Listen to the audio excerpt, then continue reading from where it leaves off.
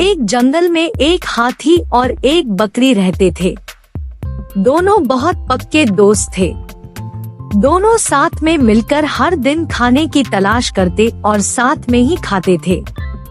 एक दिन दोनों खाने की तलाश में अपने जंगल से बहुत दूर निकल गए। वहाँ उन्हें एक तालाब दिखाई दिया।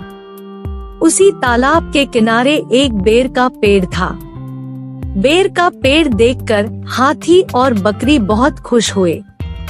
वह दोनों बेर के पेड़ के पास गए। फिर हाथी ने अपनी सूंड से बेर के पेड़ को जोर से हिलाया और जमीन पर ढेर सारे पके हुए बेर गिरने लगे।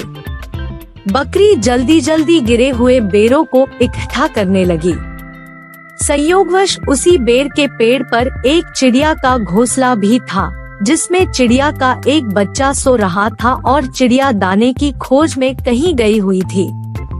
बेर का पेड़ जोर से हिलाने के कारण चिड़िया का बच्चा घोंसले से बाहर तालाब में गिर पड़ा और डूबने लगा। चिड़िया के बच्चे को डूबता हुआ देखकर उसे बचाने के लिए बकरी तालाब में कूद गई, लेकिन बकरी को तैरना नहीं आता था। इस वजह से वह भी तालाब में डूबने लगी। बकरी को डूबता हुआ देखकर हाथी भी तालाब में कूद गया और उसने चिड़िया के बच्चे और बकरी दोनों को डूबने से बचा लिया। इतने में चिड़िया भी वहाँ पर आ गई थी और वह अपने बच्चे को सही सलामत देखकर बहुत खुश हुई। उसने हाथी और बकरी को इसी तालाब और बेर के पेड़ के पास रहने के लिए कहा।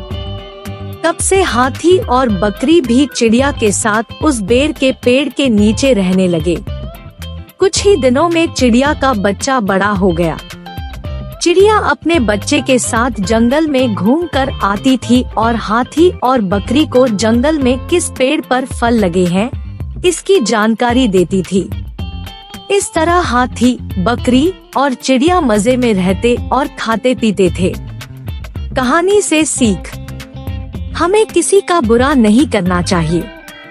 अगर हमारी गलती से किसी को परेशानी होती है तो उस गलती को सुधारना चाहिए और मनमुटाव दूर करते हुए एक दूसरे की मदद करनी चाहिए।